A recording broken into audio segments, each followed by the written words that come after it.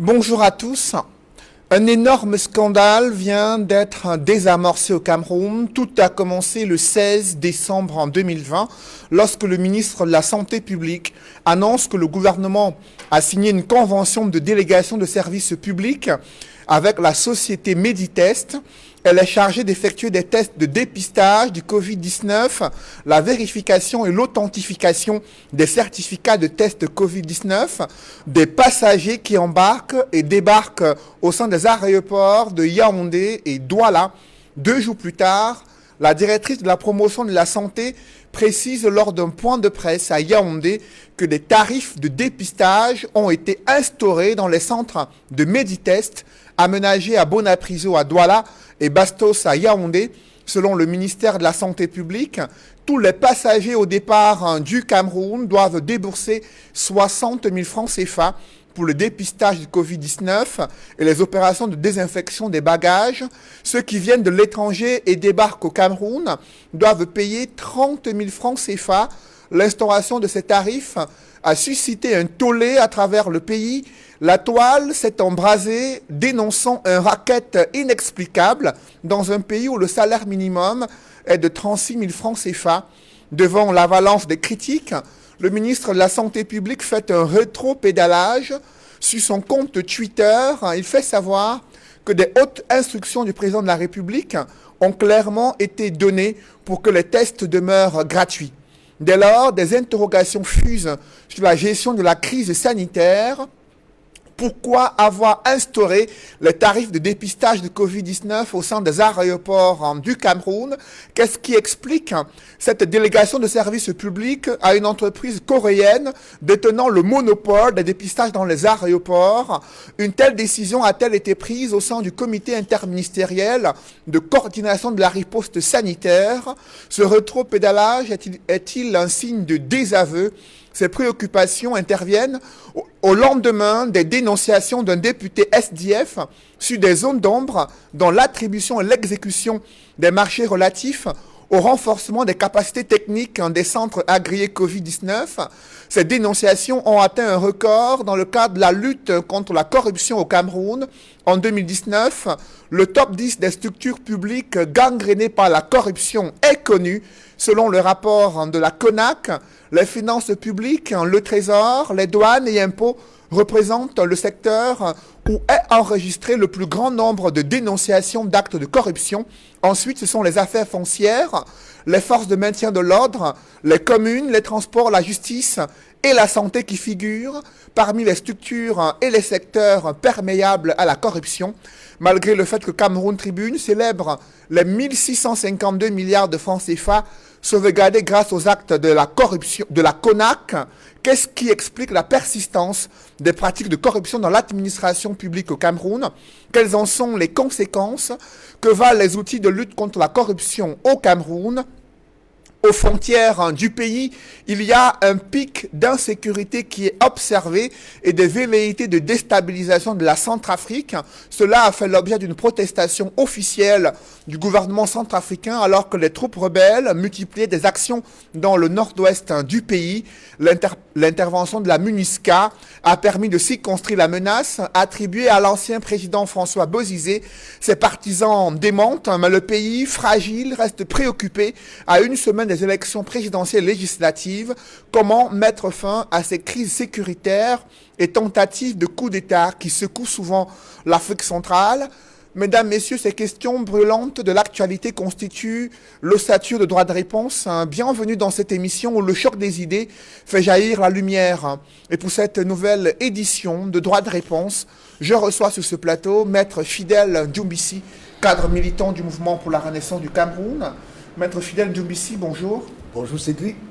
C'est un plaisir pour moi de revenir sur ce plateau pour partager les connaissances avec les auditeurs de Equinox et plus précisément de droits de réponse qui sont davantage très nombreux. Ce rendez-vous dominical qui est devenu comme un amphithéâtre où on reçoit les cours de formation politique. Merci d'être avec nous ce dimanche. Juste en face de vous, c'est Raphaël Ndougou, militant du RDPC. Raphaël, bonjour. Bonjour Cédric, bonjour aux panélistes, bonjour aux millions de téléspectateurs. C'est un plaisir pour moi d'être ici pour la première fois. Il est bien vrai que Equinox reçoit toutes les flèches ces derniers temps et ma foi pour rien. Et donc c'est vrai que je suis militant du RDPC, ça nul doute. Mais comme vous savez que l'interdiction de celui qui gère la communication de cette affaire-là, de notre parti, avait donc demandé à ses communicants de boycotter les plateaux d'Equinox. Donc nous venons, parce que nous avons un mot à dire. Lorsque vous me présentez comme tel, je ne peux pas refuser, mais sauf que je viens ici comme militant de base du RDPC et tout ce que je veux dire m'engage et non le parti RDPC. Merci d'être avec nous ce dimanche, Raphaël. Sur le plateau de droit de réponse, c'est le ministre du chef de cabinet du SDF en charge de l'information, Jean-Robert Wafo. Bonjour. Bonjour à tous les panélistes ainsi qu'à tous les téléspectateurs de cette prestigieuse émission. Merci d'être avec nous ce dimanche. Sur le plateau de droit de réponse, il est éditorialiste au quotidien La Nouvelle Expression, consultant sur droit de réponse, Edmond Kambiar. Bonjour Edmond. Bonjour Cédric Noufélé, je salue les copanélistes. Je voudrais adresser un prompt rétablissement à Angèle Lebon d'Achoua, que nous invitons très souvent sur ce plateau dans l'émission Droit de réponse. Mais ensuite, je voudrais renouveler mes amitiés et ma sincère affection aux millions de téléspectateurs fidèles de cette émission. Le cinquième panéliste, il est économiste, militant du PCRN, Georges Meka-Besselo. Georges, bonjour. Bonjour Monsieur Cédric Noufélé, je salue tous les spectateurs et remercie Dieu déjà pour une année 2020 qui n'a pas été facile, en espérant et en souhaitant au Cameroun une année forte et prospère pour 2021. D'entrée de jeu avec vous, Jean-Robert Wafo, sur ce rétro-pédalage du ministre de la Santé publique. D'abord, l'annonce de 60 000 francs CFA pour les tests Covid pour les voyageurs au départ du Cameroun. Comment avez-vous réagi? D'abord, c'était une grosse arnaque qui était en préparation. Et avant de continuer, j'aimerais dire que cette bombe a été désamorcée de justesse. Parce que dès que l'annonce a été faite, l'honorable Jean-Michel Nitieux a saisi plusieurs autorités de ce pays pour leur signifier clairement que ça ne pourra pas passer et que des manifestations publiques allaient être organisées, n'est-ce pas, pour demander aux Camerounais de boycotter cette mesure de paiement des tests Covid à l'entreprise coréenne Meditest. Qu'est-ce qui fait problème concrètement dans cette mesure qui a été prise? D'abord, je tiens à rappeler une chose, c'est quoi? C'est que dès la survenance de la pandémie de la Covid-19, le Premier ministre chef du gouvernement avait clairement indiqué, et d'ailleurs il passe le temps à indiquer que les tests Covid sont gratuits. Alors d'où vient-il qu'un ministre de la Santé publique, qui fait partie de ce gouvernement, dont M. John Gauthier chef, puisse, n'est-ce pas, venir poser un acte de défiance, n'est-ce pas, à son endroit? Parce que quand je parle d'acte de défiance, il convient également de rappeler ici sur la forme, quand on regarde le tweet du rétropédalage du ministre de la Santé, qu'il mentionne que c'est sur haute instruction du président de la République. Comme si le Premier ministre chef du gouvernement n'existait pas, comme s'il avait très peu d'égards, n'est-ce pas, à l'endroit du Premier ministre chef du gouvernement. Cela trahit, n'est-ce pas, également cette cacophonie, ce non-respect, du moins cette non-coordination gouvernementale qui est censée, n'est-ce pas, être de mise dans la gestion de ce pays. Moi, ce que je vais dire, c'est quoi? C'est que nulle part, on parle de 60 000 francs à l'embarquement. 60 000 francs et 30 000 francs quand vous débarquez. C'est à grande échelle. On peut imaginer le nombre de Camerounais qui embarquent ou débarquent au sein de nos aéroports. Ça fait combien environ? C'est plusieurs milliards de francs CFA. De deux, qu'on me montre une disposition, une seule disposition de la loi des finances, ou alors d'un projet même de loi des finances, qui mentionne ce tarif. Ça n'existe pas. Où est-ce qu'on a sorti ce tarif? Dites-moi un peu. Donc un ministre peut se lever un matin comme ça et puis décider n'est-ce pas, au mépris de la loi des finances, d'instituer telle ou telle taxe? Est-ce que c'est comme ça qu'une république fonctionne? En fait, vous avez, lors de la présentation, vous avez parlé, n'est-ce pas, de la gestion des fonds Covid. Oui, mais il faut le dire ici clairement. Quand on regarde la société, ou c'est l'entreprise Meditest, il tient à rappeler que l'honorable Nitieux, dans ses dénonciations, avait d'abord fait part d'une entreprise qu'on appelait Mediline Medical, SA, entreprise coréenne. Et il avait fait part de ce qui avait des atomes crochus entre le ministre de la Santé et un certain homme d'affaires, on appelait Dabo, et que le deal portait, n'est-ce pas, sur un immeuble qui aurait été cédé au ministre de la Santé à Yaoundé au niveau du quartier Bastos, et comme par hasard, l'endroit, le lieu, le quartier où devait, n'est-ce pas, où on avait prévu faire, n'est-ce pas, les tests pour l'embarquement et pour le débarquement, c'est au quartier Bastos. C'est à Meditest SA, au quartier Bastos. Et comme par hasard, également, il se trouve que Mediline Medical a gagné, dans le cadre de la passation des marchés spéciaux Covid-19, a gagné des marchés pour l'acquisition des tests rapides de Covid-19 de 7 milliards de francs CFA, fractionnés en deux morceaux. Un marché de 1 milliard 750 millions et un autre marché de 5 milliards 250 millions. Bénéficiaire Mediline Medical. Alors il se trouve que quoi? Maintenant on parle de Meditest SA. Meditest SA ne serait-il pas, n'est-ce pas, le pendant ou alors une société écran de Mediline Medical qui a pour objectif, entre autres, n'est-ce pas, de faire des tests payants au Cameroun. C'est-à-dire, on se retrouve dans une situation où le gouvernement de la République passe un marché de 7 milliards de francs CFA à Mediline Medical pour l'acquisition des tests rapides Covid, et on crée notre structure qui n'a aucune expérience avérée, aucune expertise avérée en la matière de par le monde, qui va venir faire les tests qui seront payants. Voilà où se trouve le problème. Alors je me pose bien la question de savoir pourquoi depuis les dénonciations de l'honorable Nitieux, les parquets de la République n'ont pas encore ouvert une information judiciaire au sujet de cette affaire. Mais est-ce à dire que M. Manaouda Malachier est devenu tellement puissant au point de disposer, n'est-ce pas, des appuis terribles dans les hautes sphères insoupçonnées de la République? Parce que ce qui se passe là, je pense pour ma part qu'il est temps de mettre fin à la saignée. Parce que tel que ça continue là, je vais chuter par là. Il y a un autre scandale, le scandale de la couverture santé universelle. On va en parler tout à l'heure. Et vous verrez, ce sera pour vous médire quelque chose. Médire quelque chose. Donc, il faut faire très attention. Je dis, je me pose la question de savoir ce qui justifie le silence, n'est-ce pas, assourdissant des parquets de la République. On ne doit pas profiter de la détresse des Camerounais pour s'enrichir. Les mafias ne doivent pas venir s'incruster comme des sangsues sur le dos des Camerounais pour les appauvrir davantage. Alors après vous, Jean-Robert Wafo, il faut indiquer que le ministre de la Santé publique n'a pas reconnu de deal avec ses prestataires. Il dit avoir agi en toute transparence. Mais Edmond Kangia, des questions se posent sur l'instauration initiale des tarifs pour le dépistage du Covid-19 dans les aéroports au Cameroun. Près de 90 000 francs à débourser, 60 000 francs au départ et 30 000 francs pour ceux qui viennent de l'étranger et qui débarquent au Cameroun. Tollé des réactions au sein de l'opinion publique, clameur pendant près de 24 heures et un rétro-pédalage.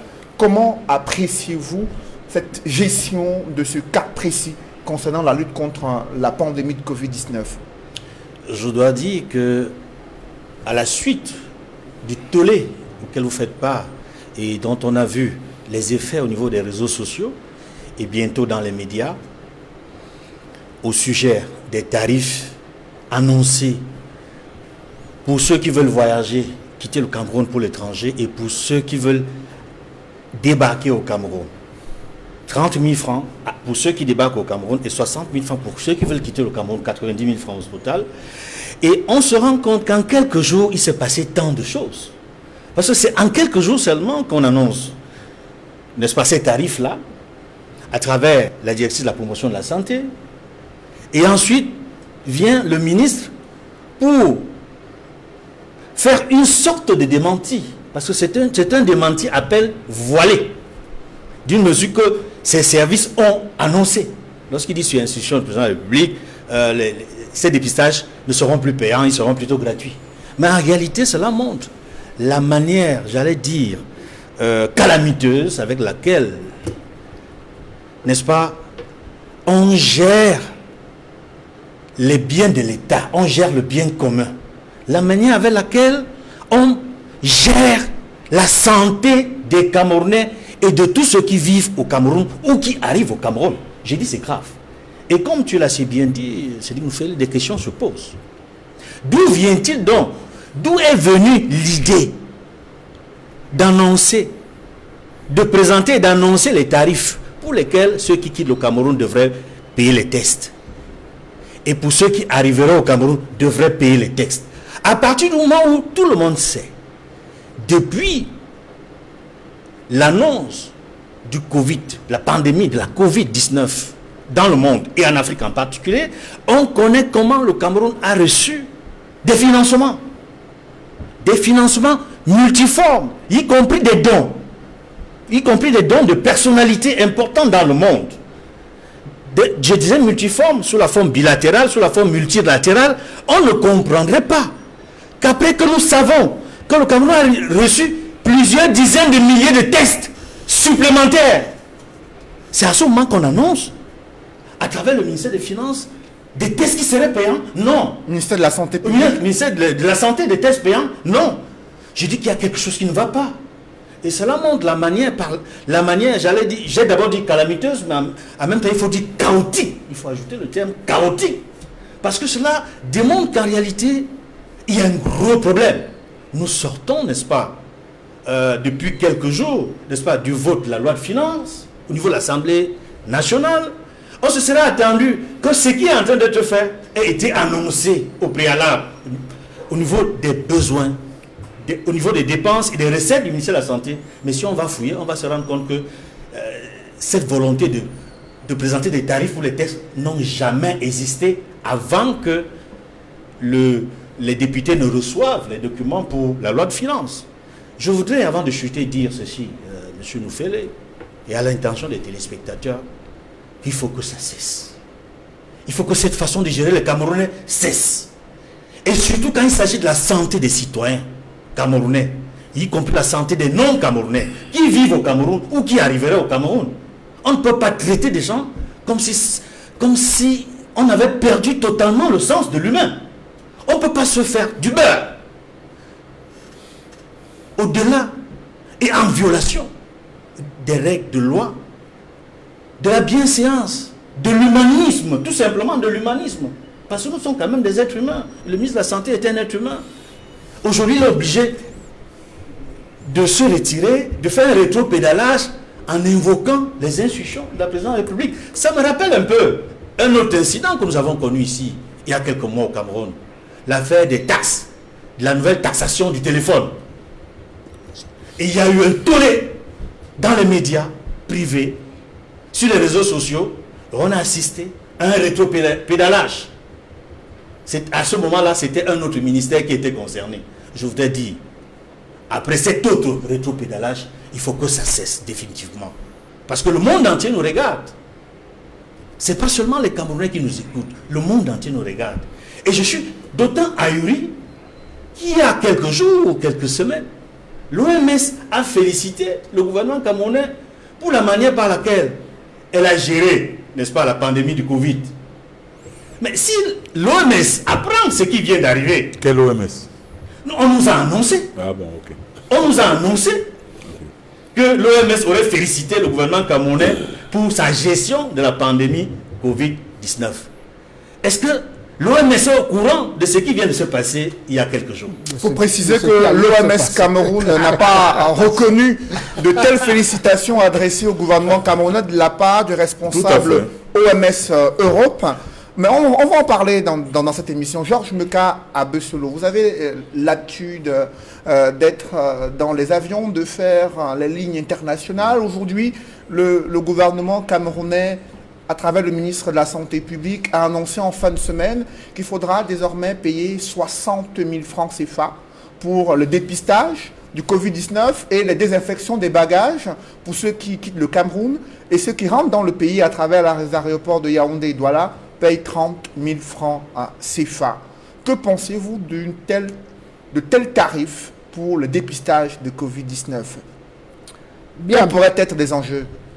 Bon, déjà par analyse comparative, pour entrer en Côte d'Ivoire, on paye 50 000 francs CFA. Ils l'ont peut-être mieux expliqué. Et pour nous ici, si une telle mesure devrait être prise, je salue déjà la démocratie, la réaction des alertes qui ont été faites autour de l'instauration, la tentative d'instaurer justement un tarif, et le ministre qui se rétracte et dit le tarif n'est pas applicable. Donc il faut saluer déjà la réaction des uns et des autres. Donc il n'y a pas eu d'effectivité. C'était probablement une annonce qui n'est pas en moins de 72 heures. Elle a été enlevée, donc il n'y a pas eu d'effectivité. Donc il faut, je prends cela comme il y a eu par rapport à la dotation pour la décentralisation. L'État n'a pas tous les moyens aujourd'hui d'assurer le rôle qu'elle veut faire pour le Covid. C'est une dépense qui n'était pas budgétisée jusqu'au mois de mars 2020. Il faut bien expliquer lorsqu'on veut prendre une mesure. Et je rejoins les copanélistes. Elle n'est pas inscrite dans la loi des finances, contrairement à la taxe de 25% qui avait été inscrite pour les téléphones. On ne peut pas instaurer immédiatement, en moins de 3 jours, une taxe sur les tests. D'autant plus qu'il y a d'autres structures qui font ces tests-là et qui sont gratuites. Pourquoi aujourd'hui les centraliser autour d'une seule, je dis bien, une seule entité pour le faire, dont on ne reconnaît pas et dont on ne connaît pas, à l'instar du Centre Pasteur, son expérience à faire de tels tests. Donc, pour simplement, il faudrait que la CONAC se saisisse d'un tel dossier, fasse une investigation conforme et nous donne les résultats. Sinon, on va continuer à rester dans des supputations, et peut-être ça doit faire l'objet d'un point de presse du ministre de la Santé. Georges Mekabesoul, il faut préciser qu'en Côte d'Ivoire, la décision d'instauration d'un tarif de 50 000 francs pour les voyageurs internationaux a été prise lors d'un conseil des ministres présidé par le président Alassane Dramane Ouattara. Et ensuite, il y a eu un communiqué signé du ministère de la Santé publique et du ministère des Transports en Côte d'Ivoire pour préciser les modalités de paiement au trésor public ivoirien. Et après le reçu délivré à l'usager, il peut se rendre dans un hôpital de son choix, agréé Covid-19 en Côte d'Ivoire, pour effectuer le test. Mais au Cameroun, on parle d'une structure privée coréenne qui a le monopole d'effectuer les tests et à qui l'on devrait débourser près de 90 000 francs CFA. Comment appréciez-vous la gestion dans ces deux pays? Non, en Côte d'Ivoire, il y a simplement eu une mise en forme décidée autour d'un conseil des ministres. Est-ce que ça veut dire qu'au Cameroun, après le rétropédalage du ministère de la Santé, si on nous présente une décision du conseil de cabinet, est-ce que ça veut dire que c'est toujours légal, tant qu'elle n'est pas dans la loi des finances? Mais ce sont également des mesures urgentes qui peuvent être prises. Ici, nous constatons qu'il y a une présomption d'intérêt personnel. Il faut mener une enquête. Les gens ont dénoncé, c'est très bien. Le ministre a pris note. Il a enlevé cette mesure et je crois qu'à partir de maintenant, comme on dit en Côte d'Ivoire, c'est bas la terre. Après vous, Georges Meka, Raphaël Ndungu, sur cette politique menée en l'espace de 3 jours, décision prise, rétropédalage, instruction du président, est-ce que pour vous c'est un désaveu du ministre qui a voulu faire un passage en force, ignorant le conseil interministériel chargé de la coordination de la riposte sanitaire? C'est-à-dire qu'il faut déjà noter que le bon Dieu aime le Cameroun. Le bon Dieu aime le Cameroun parce que si on avait atteint le niveau des autres, c'est-à-dire que l'Espagne et les autres pays, je ne sais pas où on en serait aujourd'hui. Et quand le bon Dieu aime le Cameroun, justement, vous allez vous rendre compte que si quelqu'un venait à vouloir prendre une décision tu vas à l'encontre des populations, le bon Dieu même ne va pas accepter. C'est pour cette raison que vous avez parlé de retour préalable. Tout le monde a jeté un coup d'œil dans la toile, ça allait déjà dans tous les sens. Les gens se posaient des questions. Est-ce qu'on tient compte du petit commerçant qui va aller à Dubaï chercher la marchandise et venir vendre au Cameroun? Quand on sait bien que cette affaire-là a touché l'économie mondiale et que le Cameroun n'est pas en reste. Donc du coup, il n'est pas question de prendre une décision pour mettre en mal les Camerounais, étant donné qu'en dehors du salaire minimum était garanti que les uns les autres ont évoqué, les petits commerçants ou les moyens sont dans des problèmes aujourd'hui à cause de l'économie qui en baisse, à cause de leur marchandise, si vous voulez, qui a pris justement un coup. Donc vous vous rendez donc compte que le ministre arrive aujourd'hui, sort un communiqué. Nous avons vu les éléments à la chaîne nationale quand on a annoncé que cette affaire-là va coûter 60 000. Quand on sait que le président lui-même avait dit que les tests sont gratuits. Donc c'est là tout le problème. Le problème c'est quoi? Est-ce que c'est chacun qui veut se faire son one-man show autour de cette affaire? Est-ce que c'est chacun qui prend ses décisions non sans consulter au moins le chef du gouvernement? Ça devient un problème de manque de synergie. Nous l'avons souvent dit de par le passé, que si le gouvernement peut travailler en synergie, c'est-à-dire qu'on reçoit des ordres de qui, et lorsqu'on a une décision à prendre, on consulte qui, avant que de la mettre au goût du jour. Vous vous rendez donc compte que le président suit en même temps aussi les réseaux sociaux. Même si ce n'est pas lui-même qui les suit, et suit personne, il y a des gens qui suivent. Quelqu'un me le disait encore hier que, toi des réponses où tu vas passer là, le président a ses yeux rivés dessus. Ça veut donc dire quoi? Ça veut dire qu'il est question que les ministres aident le président à travailler. Parce que tout ce que les gens disent touche d'abord le président de la République. C'est lui qu'on prend le doigt accusateur. Pourtant, un bœuf ne peut pas grimper un arbre. Vous avez besoin de tout ce monde-là pour travailler. Quelle que soit la personne qui sera présidente dans ce pays, elle aura besoin des autres personnalités pour l'aider à travailler. Et si nous nous rendons compte donc que les gens ne veulent pas aider le président, parce qu'il suffit de prendre une décision comme ça, impopulaire, qu'on ne sait pas quelle est la goutte d'eau qui peut déborder le vase, on va se retrouver dans une situation qu'on ne va pas pouvoir maîtriser. Mais pour vous, qu'est-ce qui pourrait justifier une telle mesure d'instauration des tarifs pour le dépistage du Covid-19? En principe, vous avez suivi, quand j'ai commencé, j'ai dit que le bon Dieu aimait le Cameroun. Vous pensez véritablement que si cette maladie-là était présente au Cameroun comme ailleurs, qu'on ne serait plus en vie? Alors, qu'est-ce qui justifie cette décision? Je ne sais pas, puisque nous avons, vous l'avez si bien indiqué, nous avons au Cameroun nos laboratoires, nous avons au Cameroun nos centres où on pouvait faire ces tests-là. Si même la décision arrive, pourquoi donner le marché, si vous voulez, donner le marché à Meditest pour venir faire ça au Cameroun? On aurait dû donc, si tant est que le test doit être payant, on prend donc nos centres que nous avons, qui sont agréés ici. On paye peut-être, c'est pas moitié prix, si véritablement il y a urgence à ce que ce soit payé, pour essayer d'alléger le montant. 60 000 lorsque vous sortez du pays et 30 000 quand vous revenez, ça veut dire que vous partez à Dubaï, vous devez débourser 90 000 au-delà des frais que vous payez. Donc rien ne justifie cela. Et on ne peut pas prendre une telle décision. Quand le président Biya lui-même avait annoncé la gratuité de ces tests, on doit d'abord le consulter avant de prendre ce type de décision. Donc heureusement, nous disons Dieu merci encore, parce que cette décision n'a pas prospéré. Après vous, Raphaël, maître Fidèle Doumbissi, sur quels critères de telles mesures, de tels tarifs ont pu être instaurés, selon vous? Lorsqu'on arrive à demander aux Camerounais de payer 60 000 francs CFA au départ du pays et 30 000 francs CFA pour ceux qui rentrent dans le pays.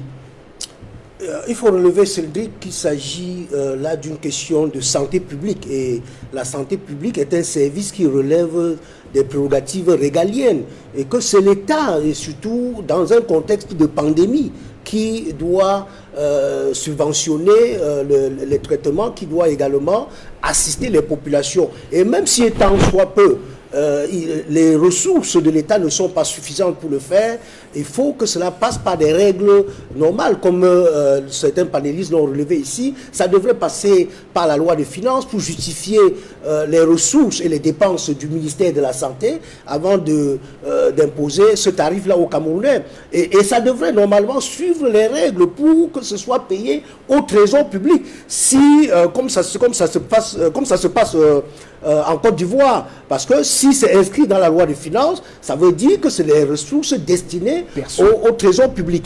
Et si ce n'est pas fait, si ça n'a pas été fait et qu'il y a nécessité à ce que les Camerounais contribuent à cette dépense, il faut que cela respecte encore une fois la règle. Et je salue vraiment les concitoyens qui ont dénoncé et qui ont amené, et qui ont mis fin à cette forfaiture.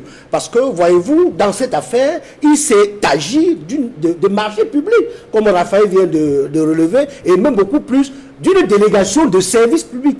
Et lorsqu'on doit faire la délégation de service public, suivant la réglementation, il y a des règles à respecter. Il faut d'abord faire l'appel à intérêt, ou bien faire l'appel à marché.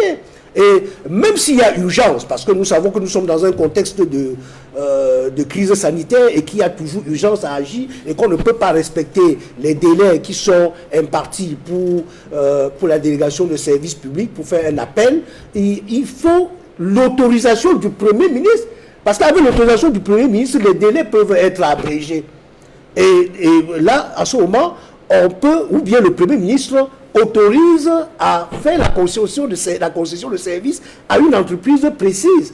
Et dans le cas d'espèce, il se prouve qu'il n'y a pas eu d'autorisation du Premier ministre pour qu'il y ait délégation de service public. Donc, de ce point de vue, il y a violation de la loi. Et je pense que les Camerounais vont s'habituer à s'indigner de façon collective pour des cas comme ça qui sont très récurrents dans notre pays.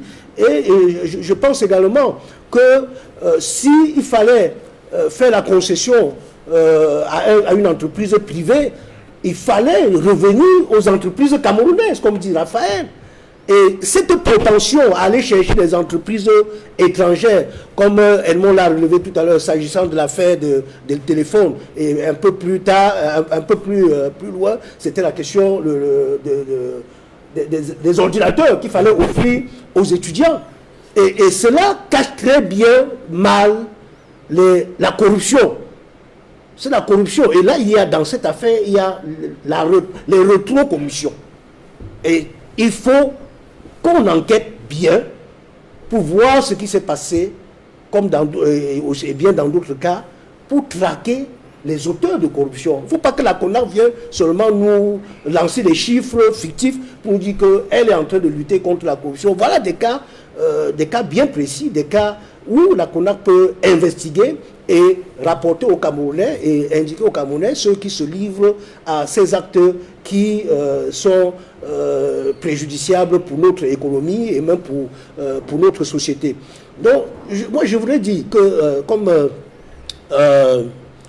le maire a relevé tout à l'heure, s'agissant du ministère public qui n'agit pas, il faut comprendre que dans notre pays, il y a l'exécutif qui est toujours lié au pouvoir judiciaire. N'en déplaise au ministre de la Justice qui récemment au Parlement a déclaré que le pouvoir judiciaire est séparé du pouvoir exécutif et que lui fait partie de l'exécutif. Surtout lorsqu'il s'agit d'un ministre, le parquet ne peut pas le faire sans que le ministre de la Justice l'autorise. Et vous vous souvenez du cas de Bapès, paix à son âme, où le juge d'instruction avait pris sur lui de signer un mandat de dépôt et le lendemain, le président de la République l'a contraint à lever son mandat. Donc, pour des cas comme ça, pour que ça marche, il faut que le président de la République lui-même décide, parce que c'est son régime, c'est comme ça qu'il a constitué son régime, avec un pouvoir exécutif imbriqué dans le pouvoir judiciaire. Et là, les autorités du parquet n'ont pas d'indépendance. puisqu'ils dépendent du ministre de la Justice. Ils ne peuvent pas engager des actions d'une telle envergure sans que le ministre de la Justice ne donne l'autorisation. Donc le ministre de la Justice donne l'autorisation à travers le procureur général près de la cour d'appel. Après vous, Maître Fidèle Djoumbissi, Georges Mekabesolo, sur la question de la délégation de services publics à une entreprise privée coréenne sur les questions de santé publique, quel regard portez-vous sur ce point qui suscite des interrogations? Bien, je crois que les co-panélistes ont déjà tout dit. Je veux juste dire qu'il nous faut définir un cadre légal pour cette lutte contre le Covid. Et nous ne sommes pas sortis des questions.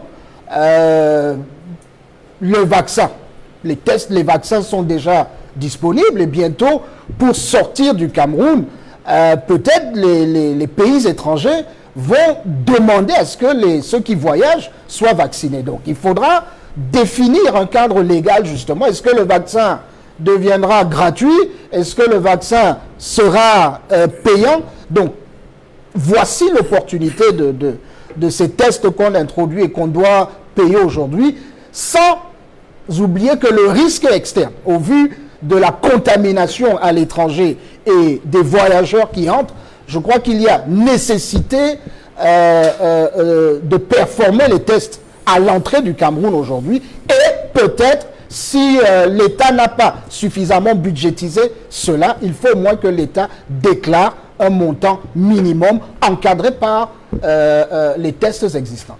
Après vous, avec vous, Edmond Kamgia, dans cette affaire, il y a le Premier ministre qui est quand même chargé de coordonner le comité interministériel chargé de la riposte contre cette crise sanitaire, cette pandémie du Covid-19.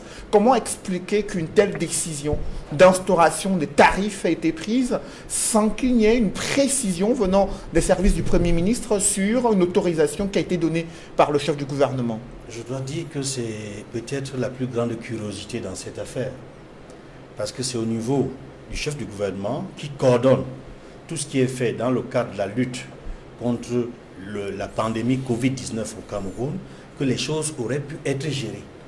Et il y a même un comité interministériel qui aurait dû se dérouler, au terme duquel il y aurait eu au moins un communiqué, qui aurait précisé, dans le cadre de la sensibilisation, pour que les Camerounais soient mieux alertes sur ce qui vient de se passer, pour les préparer à une éventualité. Ils vont peut-être débourser de l'argent pour telle ou telle raison. Mais quand tout ça n'a pas pu être fait auparavant, cela suscite d'énormes interrogations qui montrent bien qu'il y avait peut-être quelque part au niveau du ministre de la Santé et peut-être de certains de ses collaborateurs une volonté doublée d'intérêts cachés. Et c'est pour cela que je souscris. En même temps que les autres panélistes qui l'ont dit, il est important que le Comité national de lutte contre la corruption puisse investiguer sur ce cas précis et nous dise qu'est-ce qui s'est passé. D'un.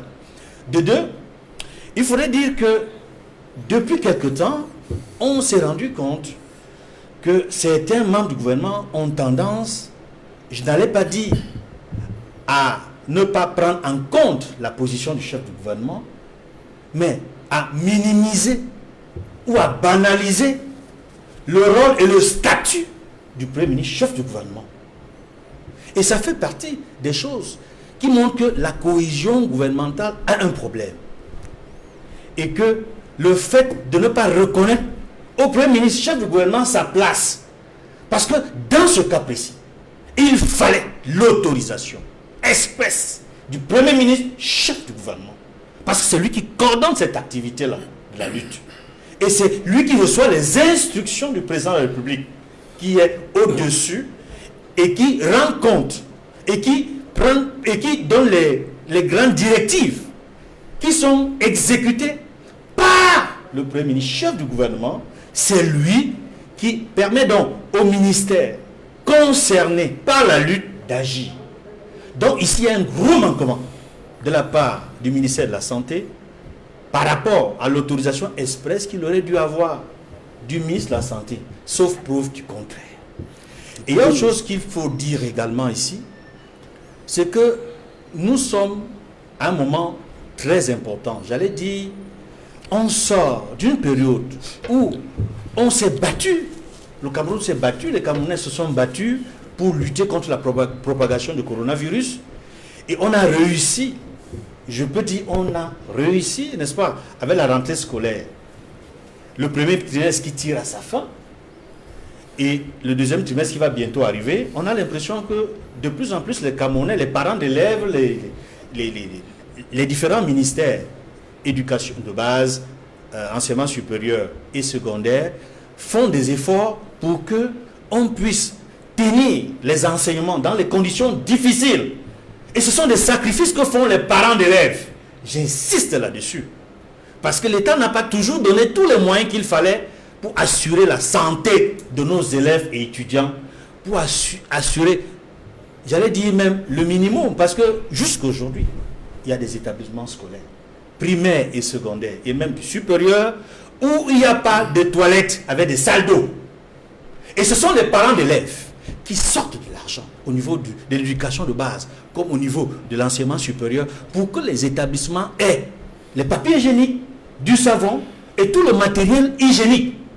Or, il se trouve que dans un contrat qu'aurait ficelé le ministère des enseignements secondaires avec une entreprise qui est censée assurer le minimum sur le plan hygiénique dans les établissements scolaires, pour lesquels les parents d'élèves déboursent 2000 francs, on ne voit pas le résultat de ce contrat-là. J'ai saisi cette occasion pour dénoncer. Dans le contrat, dans un contrat qu'aurait signé le ministère des enseignements secondaires avec une entreprise privée encore, pour amener les parents d'élèves à payer 2000 francs dans l'ensemble des frais qui sont payés et pour lequel le travail n'est pas fait, ça pose problème et nécessite, j'insiste, une enquête du Comité national de lutte contre la corruption. Allez vérifier, il y a 2000 francs que payent les parents d'élèves, les APE, pour lesquels une entreprise privée est censée apporter tout le minimum, tout le nécessaire pour le côté hygiénique dans les collèges et lycées. Et ce travail est fait, est pratiqué de fait, est réalisé par les parents d'élèves alors qu'il y a une entreprise privée qui veut le faire. Alors, ça, c'est également une autre piste d'enquête. Le secteur de la santé, Jean-Robert Wafo, qui se trouve dans le top 10 des secteurs perméables à la corruption, et cette situation de rétropédalage concernant les tarifs de dépistage de Covid-19 vient renforcer ce sentiment de suspicion sur des pratiques de corruption dans les services publics, notamment dans le secteur de la santé publique. Quel est votre regard à ce sujet? Écoutez, depuis la survenance de la pandémie, je pense qu'il faudrait multiplier le coefficient de corruption au niveau du ministère de la Santé, même par 4. Raphaël Ndougou a dit c'est Dieu qui sauve le Cameroun. Oui, c'est Dieu qui a sauvé le Cameroun, qui est en train de sauver le Cameroun par rapport à la pandémie de la Covid-19.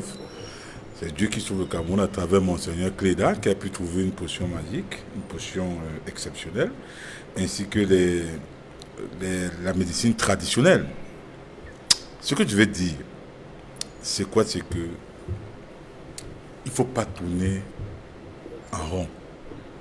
Il y a une mafia qui gravite autour du ministre de la Santé, M. Manaouda Malachi. Parce que voyez-vous, Meditest, quelle est l'expertise de Meditest? Est-ce que Meditest a existé quelque part dans le monde? Non. J'ai fait des recherches, non. C'est une structure, c'est une entreprise. C'est une entreprise qui vient d'être créée. Tout comme Mediline Medical, qui dans le cadre de la passation des marchés spéciaux d'un montant global de 50 milliards de francs CFA en 3 mois, a eu la part du lion. J'ai parlé de 7 milliards de francs CFA. C'est un marché d'acquisition de tests rapides de Covid-19 fractionné en 2 lots. Un lot de 1 milliard 750 millions de francs CFA et un autre lot de 5 milliards 250 millions de francs CFA. Signé le 19 juin 2020. Et ce même 19 juin 2020, parce que M. Meka a parlé, n'est-ce pas, des postes, n'est-ce pas, de santé situés au niveau donc, des aéroports. Ce même 19 juin 2020, on a passé un marché spécial à une entreprise pour la construction d'un poste de santé à l'aéroport de Yaoundé-Simalène, d'un montant de plus de 260 millions de francs CFA. Je dis d'un montant de plus de 260 millions de francs CFA. Ça veut tout simplement dire que, logiquement, s'il fallait même faire ces tests, s'il fallait même payer ces tests auraient dû se faire, du moins pour ce qui concerne Yaoundé, à l'aéroport international de Yaoundé-Simalène. Pourquoi on demande d'aller à Bastos le faire? À quoi on a servi ces 260 millions de francs CFA de marché passé à une entreprise pour la construction d'un poste de santé au niveau de l'aéroport de Simalène? Et puis, Meditest, on va tout de même pas me dire les raisons qui ont conduit. On ne pourra pas me justifier les raisons qui ont conduit au choix de Meditest. Meditest n'est ni un hôpital public, ni un centre agréé Covid-19. Plus encore, ce n'est pas un poste comptable. Ce n'est pas un poste du trésor public. Parce que l'argent doit être reversé au trésor public. C'est pour dire que c'est une mafia. Et les conflits d'intérêts, il y en a. L'honorable Jean-Michel a suffisamment fait la démonstration. On parle d'un immeuble. Vous avez dit qu'il a démenti. Il a démenti quoi? Est-ce qu'il lui appartient à lui? Non. Pourquoi on retarde pour mettre sur pied, pour déclencher une information judiciaire autour de ces soupçons de détournement et de rétrocommission? Les parquets de la République, même si c'est un peu dénonciation, auraient dû ouvrir une information judiciaire. Pourquoi tu vous dis qu'il faut attendre le ministère? C'est vrai que c'est une camerounaiserie, mais ailleurs, quand il y a une dénonciation, quand il y a des preuves, le parquet déclenche immédiatement une information judiciaire. Pourquoi on ne l'a pas fait? Et puis je vais dire, les services compétents de la République doivent effectivement ouvrir une information. Et ces services devraient s'inspirer, n'est-ce pas, de l'ordonnance de renvoi dans l'affaire Edgar Alain Mebengor. On parle de prise illégale d'intérêt. Il devrait s'inspirer pour effectivement déclencher, c'est-à-dire que pour déclencher les enquêtes sur le ministre de la Santé dans le cadre de la gestion des fonds Covid-19. Parce que, voyez-vous, monsieur Sédic Noufélé, quand je parle de 50, il y a des fonds qui ont été, des marchés qui ont été passés. Je vais parler de l'entreprise Orca. L'entreprise Orca, pour parler de la corruption. On avait fait part de ce que l'entreprise Orca avait fait un don de 4000 sacs de riz, c'est ça. Elle avait distribué ça au gouverneur des 10 régions. Mais dans le cadre de la passation, dans le cadre des marchés spéciaux d'un montant global de 50 milliards de francs CFA, l'entreprise Orca a bénéficié, n'est-ce pas, des travaux de réhabilitation et de construction de ses annexes pour un montant total de 700 millions de francs CFA. C'est-à-dire, un don ne saurait avoir de contrepartie. Mais en même temps, on dit qu'ils ont donné 4000 sacs de riz, ils ont offert un don de 4 sacs de riz, et en même temps, dans les marchés, n'est-ce pas, passés, les marchés spéciaux passés dans le cadre de la lutte contre le Covid-19, cette entreprise est bénéficiaire donc des prestations de l'ordre de 700 millions de francs. Mais officiellement, l'immeuble Orca avait été sélectionné pour la mise en place d'un centre agréé Covid-19 et recevoir des éventuels cas graves liés à la pandémie du Covid. Mais M. Sédic Noufélé, vous dites officiellement ça Orca a été sélectionné. Il me souvient que le Premier ministre que le ministre de la Santé avait fait un tweet indiquant qu'il avait transmis au Premier ministre une liste de cliniques privées qui devaient être transformées en centres, qui devaient devenir des centres agréés Covid-19. Jusqu'aujourd'hui, je n'ai pas vu cette liste. Avez-vous vu cette liste? Pour pouvoir dire que Orca a été sélectionné? Non, le bâtiment. Mais écoutez, je dis, je n'ai même pas vu, je dis, ça n'a jamais été écrit. La preuve, c'est que le ministre de la Santé avait dit, il y a 7 cliniques privées une liste de 7 cliniques privées qu'il a soumises au Premier ministre à l'effet de les transformer en centre agréé de Covid-19. 5 à Douala, 2 à Yaoundé. Est-ce que cette liste est sortie pour que vous nous parliez de Orca, de bâtiments Orca sélectionnés? Non, en fait. Je me pose la question de savoir, comme quelqu'un l'a dit sur ce plateau, pourquoi ce choix vers une entreprise coréenne? Pourquoi? N'y a-t-il pas de formation hospitalière publique au Cameroun? N'y a-t-il pas de formation hospitalière, donc de clinique privée au Cameroun capable de faire ces tests? Est-ce que ça n'existe pas? Veut-on nous faire croire que faire un test Covid-19 est plus difficile que de procéder à l'opération sur une partie du corps humain, comme l'honorable l'a donc demandé? Non, il faut faire très attention. Il y a un conflit d'intérêts, un prise illégale d'intérêts, et il faudrait que les services compétents de la République. Et puis, je vais dire. Et quelles en sont les conséquences politiques Et puis, les conséquences politiques. Après ce rétropédalage, Jean-Robert Wafo? Mais d'abord, il y a une conséquence politique qu'il faut tirer, il faut virer. Il faut virer le ministre de la Santé. Parce que, c'est-à-dire, avec tout ce qui s'est passé depuis la survenance de la Covid-19, couplé à ça, couplé à cela, cette insubordination, ce peu de considération qu'il affiche à l'égard du Premier ministre, de l'autorité du Premier ministre qui est chef du gouvernement, doit logiquement amener le président de la République, n'est-ce pas, à tirer les conséquences qui s'imposent. Parce que il faut arrêter la saignée. Je parlais tout à l'heure d'un projet de couverture maladie, de couverture santé universelle. Qu'est-ce qui prouve que le Rubicon ne sera pas également franchi? Non, il faut stopper ça. Après vous, Jean-Robert. Il faut stopper ça. Et puis, je vais dire, le Premier ministre, il est chef du gouvernement, qu'on le veuille ou pas. Et à ce titre, il faut le respecter. Je ne comprends pas comment un membre du gouvernement, alors que le Premier ministre c'est lui qui préside le comité interministériel de lutte contre la Covid-19. Comment il ne peut pas se référer au Premier ministre? Et puis encore, dans son tweet de rétropédalage, plutôt que de mentionner même sur la forme que, après avoir consulté le Premier ministre, il dit sur haute instruction du président de la République. Ça veut dire que le Premier ministre ne sert à rien pour ce ministre. Et dans ce cas, où le gouvernement est, n'est-ce pas, remanié avec un Premier ministre qui reste, et le ministre de la Santé qui part, ou tout simplement, on dégage le Premier ministre et on laisse le ministre de la Santé. Parce que c'est une insubordination très grave. Et moi je dis, et ça je vais chuter par là, tout est mis en œuvre. Et je le redis toujours ici. Je vais toujours parler de la notion de grand soir. Et les Camerounais doivent comprendre cela. Il y a des réseaux qui, dans ce pays, ont décidé de neutraliser le Premier ministre, chef du gouvernement, malgré toute la bonne foi qu'il affiche dans la conduite des affaires. Il y a des qui ont décidé de le trianguler. Je me rappelle, quand il a été nommé Premier ministre, chef du gouvernement, avant même sa nomination, M. Sédhiou Noufélé, j'ai fait cette révélation, il faut le dire aux Camerounais.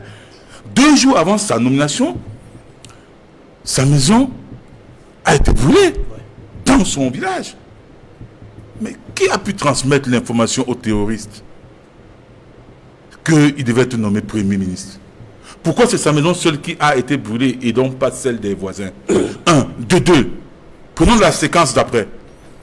Dès qu'il est nommé Premier ministre, il prend, c'est-à-dire que le président de la République l'envoie, c'est-à-dire que rencontrer les forces vives dans le nord-ouest et le sud-ouest. Il rencontre une délégation du SDF conduite par le chairman Ni John Fundi. Et à l'issue de cette rencontre, il fait la déclaration suivant laquelle il est porteur d'un message du président annonçant la tenue du grand dialogue national et que ce grand dialogue portera surtout sauf sur la sécession. Rapidement, 2 jours après, on voit le ministre de l'administration territoriale qui va sur une chaîne étrangère, ça il faut bien comprendre, dit que le dialogue ne portera pas sur la forme de l'État. Croire que c'est le ministre de l'administration territoriale qui a pris sur lui d'aller contredire, d'aller tacler le Premier ministre, c'est être politiquement naïf. Justement, après vous... C'est une affaire de réseau. Oui. Et je dis... Votre position a été bien comprise. Et je dis qu'il faudrait que le président de la République... Après vous, je vous en prie, vous permettez à Raphaël Ndongo de pouvoir réagir.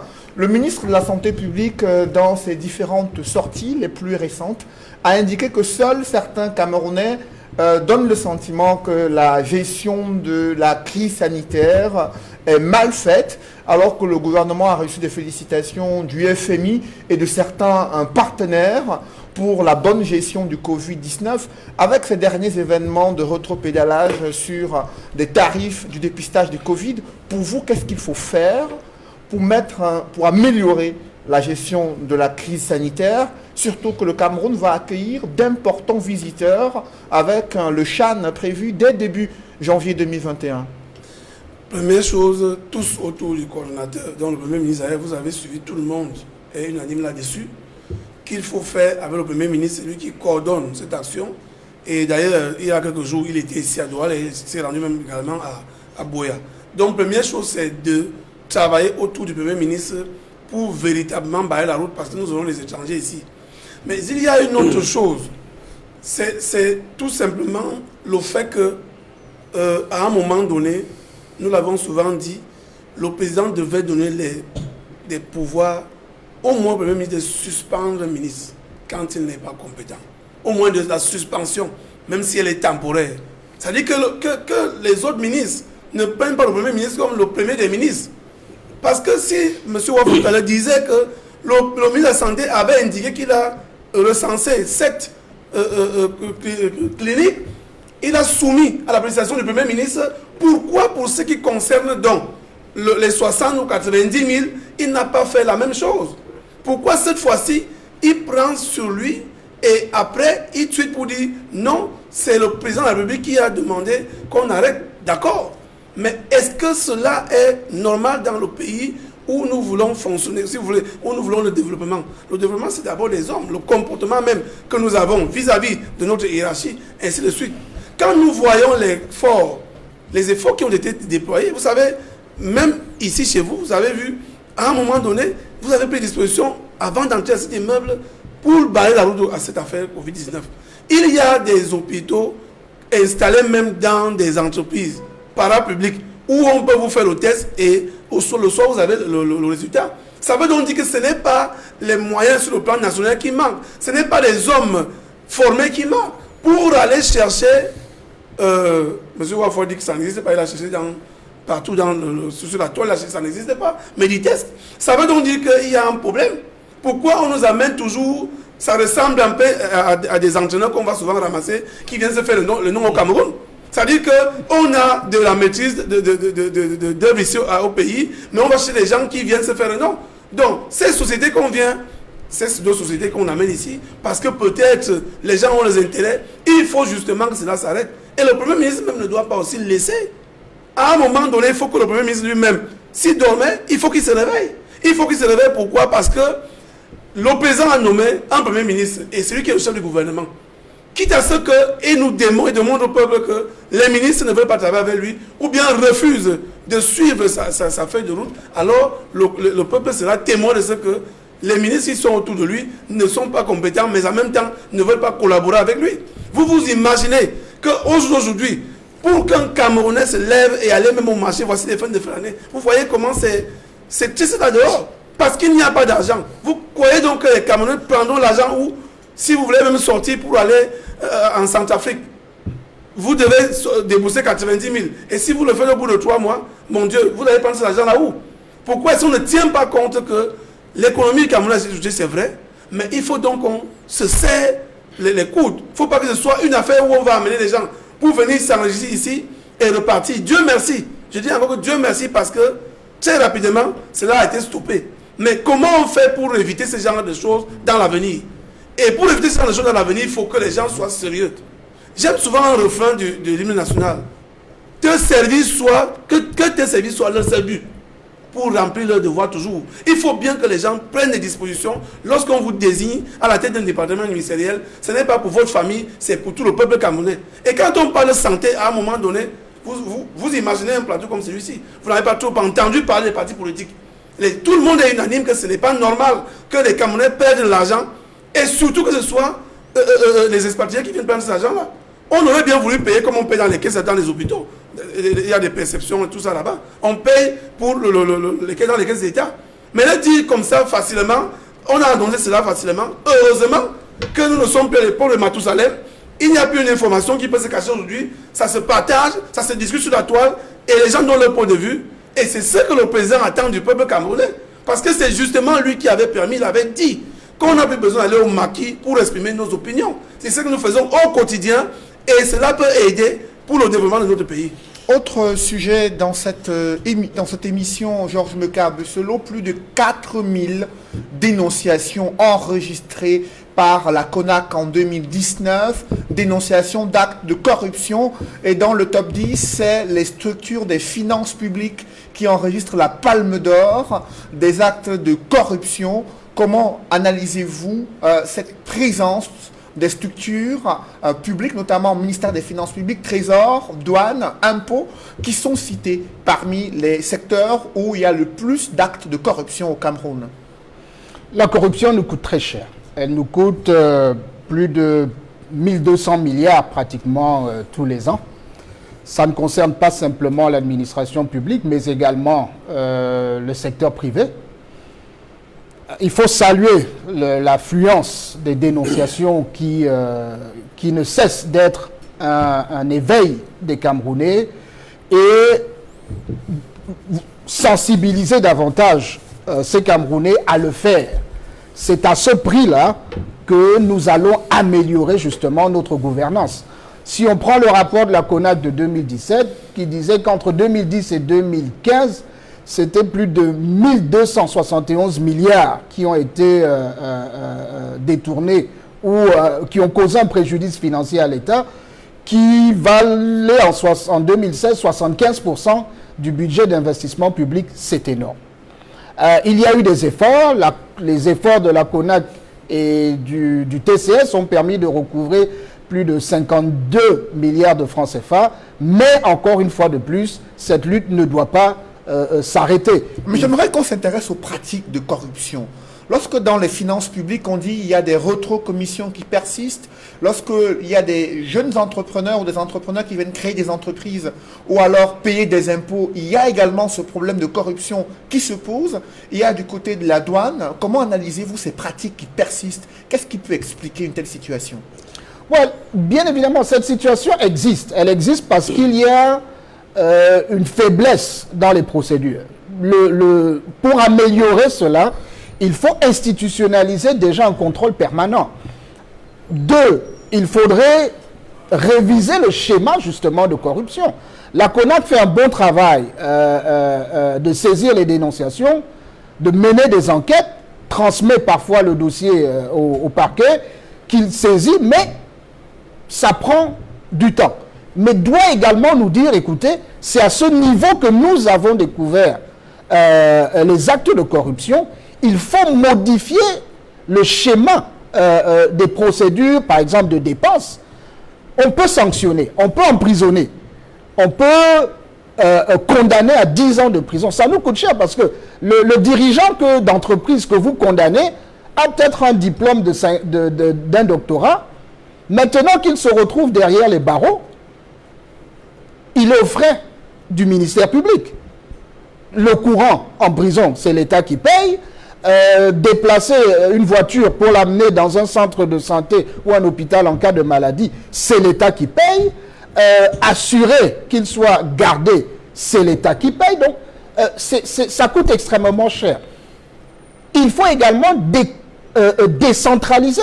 Pendant qu'on parle de la décentralisation, certaines de ces institutions, la CONAC n'a pas de représentation dans les régions, elle n'en a pas dans les entreprises, elle n'en a pas dans les ministères, à part les cellules qui n'ont pas vraiment la force de prendre position, si ce n'est d'enregistrer des dénonciations. Il faut rendre les auditeurs et certains vérificateurs des auxiliaires de justice. Les enquêtes prennent trop de temps. La dénonciation en moyenne prend 3 mois avant qu'une enquête soit déclenchée. Voilà où on peut renforcer justement la lutte contre la corruption. On a vu les efforts au ministère des Finances avec le comptage physique des fonctionnaires qui ont permis d'éliminer les soldes fictifs, d'économiser 32 milliards entre 2019 et 2020, c'est à féliciter. Mais ça ne veut pas dire qu'il faut s'arrêter là. Pourtant, après vous, Georges Meka, maître Fidèle Djoubissi, malgré cette opération de comptage physique des personnels de l'État, il y a toujours des dénonciations sur le fait que des rétrocommissions doivent être payées pour que des fonctionnaires obtiennent leur rappel ou leur solde au ministère des Finances publiques et dans d'autres services déconcentrés des structures des finances publiques au Cameroun. Comment appréciez-vous ces dénonciations-là? Il faut relever, Cédric, que la corruption est installée au sein des administrations publiques de notre pays et que le régime en place n'a pas la volonté ferme de lutter contre ce fléau. Et la corruption est l'un des piliers fondamentaux sur lesquels repose ce régime. Et le régime encourage et entretient la corruption parce que, voyez-vous, il fut une année, quelques années seulement après la réduction drastique des salaires des fonctionnaires, M. Biya s'est retrouvé en France, où il a accordé une interview à un journaliste français, où on lui pose la question sur la corruption. Il a dit, on vient de couper les salaires de 70%, comment voulez-vous que les fonctionnaires vivent? Et sur le plan politique, c'est une manne pour le régime RDPC, parce que le plus souvent, lorsqu'il y a campagne, vous voyez que ce sont ces autorités administratives-là qui sont au centre de la corruption, qui mènent la campagne et qui font tout pour que leur champion gagne. Et les ressources qu'ils utilisent proviennent des actes de corruption. Donc c'est pour ça que le régime ne s'attaque pas de manière frontale à ce fléau. Et l'on le voit dans le dispositif de lutte contre la corruption. Vous voyez, la CONAC, qui est l'organe chargé de lutter contre la corruption, montre sur le plan des opérations qu'elle est incapable, déjà par les hommes qui sont choisis à lutter contre la corruption au sein de cette institution. On avait désigné un pasteur à la tête de cette institution qui avait donné beaucoup d'espoir aux Camerounais. Mais dans la pratique, nous nous sommes rendus compte que qui n'a pas satisfait les Camerounais dans leurs attentes, avec beaucoup des cas que nous avons connus. Je cite le cas de la société Congecam, où la CONAC a démontré avec beaucoup de force qu'elle n'avait pas vraiment, que les hommes qui sont au travail ne sont pas compétents. Vous voyez, la CONAC qui va se mêler du travail des inspecteurs des impôts, du travail des inspecteurs de douane et même du travail du consupé. Et là, elle perd les pédales et montre que ces personnes ne sont pas compétentes. Et elles sont là depuis, je pense, depuis 2006 qu'on a créé la CONAC. Donc, ça fait 14 ans que les mêmes personnes sont là. Et elles ont prouvé qu'elles n'ont pas la compétence de combattre la corruption. Et on ne les remplace pas. Donc, et je regardais aussi également dans le dispositif structurel où il manque des instruments juridiques forts pour lutter contre la corruption. Ces instruments juridiques, c'est de mettre d'abord en œuvre l'article 66 de la Constitution sur la déclaration des biens. Parce que les autorités administratives qui sont en contact avec les administrés, avec ceux qui demandent des services publics, doivent justifier, ils doivent avoir une traçabilité de leur possession, de leurs biens, pour qu'on sache pour qu'on puisse être convaincu qu'ils ne se mêlent pas de corruption. Parce que la corruption, ce n'est pas seulement de détourner les fonds publics, c'est l'argent que les contribuables, que les administrés, les usagers du service public payent. Et là, ça touche beaucoup plus le portefeuille des citoyens. Et si on applique la loi sur la déclaration des biens, il y a un décret qui a organisé la commission. Il reste que le président de la République désigne les membres qui sont chargés de recevoir les dénonciations et également que cette commission rentre au travail. Et également, il y a l'infraction sur l'enrichissement illicite qui pourra aider à détecter avec efficacité ceux qui sont coupables de corruption. Et je suis d'accord avec mon compagnonniste d'à côté pour la décentralisation de l'institution chargée de la lutte contre la corruption. C'est pour ça que le président élu, le professeur Maurice Kamto, lors de la campagne 2018, dans son programme a indiqué que dès qu'il sera élu, il mettra en place l'Agence nationale de lutte anticorruption et pour la bonne gouvernance. Et cette agence nationale aura des démembrements dans les régions ou bien dans les États fédérés, selon le choix des Camerounais pour ce qui est de la forme de l'État. Donc, de ce point de vue, nous pouvons dire que si le régime en place veut que la corruption cesse, il doit mettre en place des organes qui ont la force et des hommes qu'il faut, pas ceux qui sont là maintenant, parce que au contact de certains cas que nous avons relevés, nous avons vu on ne fera pas de fixation sur les personnalités. On va s'intéresser au rapport 2019 de la CONAC rendu public ce mois de décembre 2020. Raphaël Ndougou, les affaires foncières qui figurent à la deuxième position de ce top 10 des secteurs publics perméables à la corruption. Est-ce que vous partagez ce point de vue évoqué dans ce rapport concernant les affaires foncières, les difficultés d'obtention des titres fonciers, les actes de corruption dans les préfectures ou les administrations territoriales locales, parfois engagées dans ces opérations d'établissement des titres fonciers ou de vente de terrain?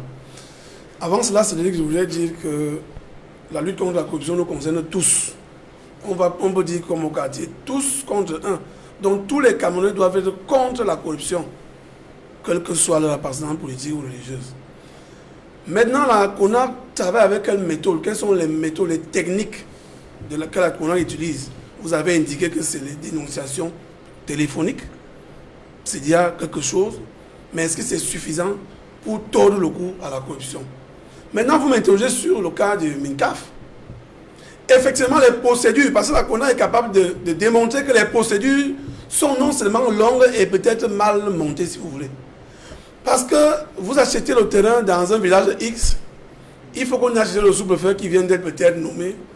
Et est-ce qu'il va vous dire la descente du sous-préfet, c'est telle somme? Alors qu'il existe un chef de village dans ce village-là, qui peut facilement connaître le nom du propriétaire de tel terrain et les ayants droit, si vous voulez. Mais lorsque la procédure devient longue, c'est tout à fait facile que la corruption élit domicile à cet endroit par rapport aux procédures. Et ceci est valable même pour la situation que vous venez d'interroger Maître Joumissi tout à l'heure, parce que aux finances, c'est juste une virgule que je fais, aux finances, pourquoi quand vous travaillez à Soumaloumou et que vous venez d'être recruté, vous devez aller suivre votre dossier aux finances pour le rappel? Tout de suite, quand vous allez vous rendre compte que vous faites plusieurs kilomètres par mois, vous serez contraint, vous serez obligé de vous soumettre à la demande de paiement pour que votre rappel sorte. On peut trouver, je suis d'ailleurs d'accord avec M. Maka, décentraliser, non seulement décentraliser la CONAC et qu'elle soit présente partout, mais aussi même décentraliser notre administration, parce que ça cause un vrai problème.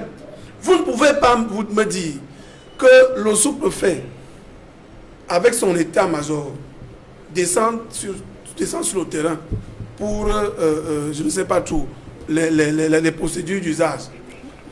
Il faut donner le carburant. Alors qu'il y a le carburant du sous-préfet qu'il a par mois pour travailler. Est-ce qu'on ne peut pas alléger la procédure d'obtention du titre foncier pour éviter tout cela? Pour éviter qu'un état-major descende pour venir régler ce problème? C'est là toute la question.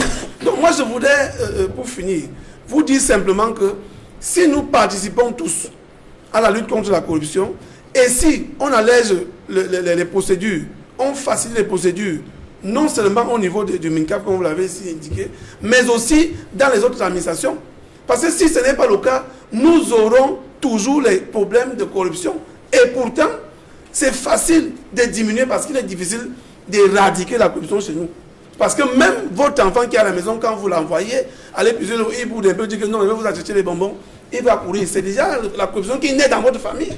Et vous imaginez comment, à l'approche des concours administratifs dernièrement, un enfant demande à son camarade, est-ce que ton père est parti donner l'argent pour tel concours? Donc vous voyez comment nous élevons nos enfants dans cette affaire. Et vous allez me laisser quoi ici que c'est une affaire du gouvernement? Non, c'est l'affaire de tout le monde.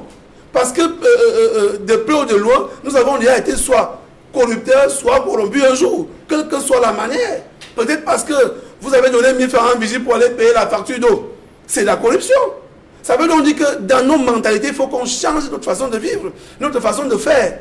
Il y a des possibilités de diminuer la corruption. Donc il faut donner également les pouvoirs, les moyens, non seulement de travail à la CONAC, mais le pouvoir aussi de pouvoir proposer des sanctions à l'endroit peut-être des Camerounais soupçonnés de corruption. Vous avez dit si bien dit que les finances passent devant. Tout simplement parce que tout cela est concentré au niveau des finances. Et maintenant, dernièrement, on a parlé de la situation des téléphones. Pour parler de la douane. Peut-être, moi j'avais été d'accord sur cette affaire, mais peut-être c'est la méthode qui n'était pas bonne. Parce qu'il fallait trouver un moyen pour que ceux-là qui importent des téléphones ne s'enrichissent pas au dos du contribuable camerounais. Parce que vous pouvez dans votre mallette prendre une centaine de téléphones en pièces détachées, vous venez monter ici, et les Camerounais payent ces téléphones chers sans autres formes de procédure. Alors que si vous déclarez la douane et que le Camerounais, au moment de venir acheter le téléphone, peut-être va vous demander si vous avez des douanes ou non. Parce que ce n'est pas tous les téléphones, des pièces détachées qui passent par le port ou bien qui passent par le fret. D'autres peuvent passer par les sacs à main. Donc, c'est des procédures que nous devons ensemble réfléchir avec la CONAC et tout l'ensemble des populations du Cameroun pour tordre le cou à cette gangrène-là. Mais Raphaël, le MRC estime que la corruption est une arme de l'administration publique et du gouvernement et de votre parti pour pouvoir acheter les consciences au moment des périodes électorales, mais également pour pouvoir tenir les Camerounais malgré le contexte morose de la situation économique. Que répondez-vous? Je ne voulais pas qu'on vous tape sur les doigts quand on va vous dire que vous avez encore invité quelqu'un du parti. Je vous ai dit, je suis du parti, c'est vrai. Mais il ne faut pas m'interroger sur le parti. Mais je peux répondre pour dire à Maître que même lui-même dans sa corporation, il y a de la corruption là-bas. Vous connaissez les derniers événements à Douala. Ça veut dire qu'on dit qu'il n'y a pas un secteur qui en reste. Maintenant, est-ce que c'est l'outil, comme il a dit, est-ce que c'est cet argent issu de la corruption qu'on va faire la campagne? Bien évidemment, si c'est donc ça, ça veut dire qu'on dit que même chez eux, lorsqu'on fait la campagne là-bas, on prend aussi l'argent comme... Chez les contribuables. Non, écoutez, c'est dit que nous faisons sérieux. Je ne voudrais pas qu'on entre dans cette affaire de parti politique, on va se perdre. On va se perdre alors que le Cameroun perd beaucoup d'argent. Je vais vous prendre l'exemple sur les téléphones. Est-ce que vous savez que cette affaire-là, honnêtement, on doit réfléchir mûrement pour éviter que les expatriés, les Chinois qui arrivent ici, viennent s'enrichir? Parce qu'on ne sait pas s'ils déclarent véritablement la cargaison des téléphones qui viennent ici en pièces détachées. On ne va donc pas mettre ça sur le dos d'un parti politique. Disons non à la corruption, et pour dire non, il faut que nous participons tous à la lutte contre la corruption. Mais maintenant, les mécanismes et les méthodes de la CONAC, j'ai l'impression que la CONAC est encore fragile pour véritablement sévir seule contre cette corruption-là. Et maintenant, la CONAC doit également avoir qui des magistrats en son sein, qui des avocats.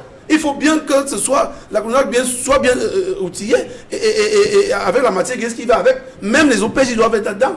C'est une manière quand vous parlez la main dans le sac, tout de suite, la procédure contre vous est engagée. Donc je vous assure que ce n'est pas une affaire d'une personne. Après vous, Raphaël, Jean-Robert Ouafou, les outils de lutte contre la corruption, au-delà de la CONAC, le Cameroun a l'ANIF, l'Agence nationale d'investigation financière, il y a le contrôle supérieur de l'État, il y a le tribunal criminel spécial qui a été mis en place.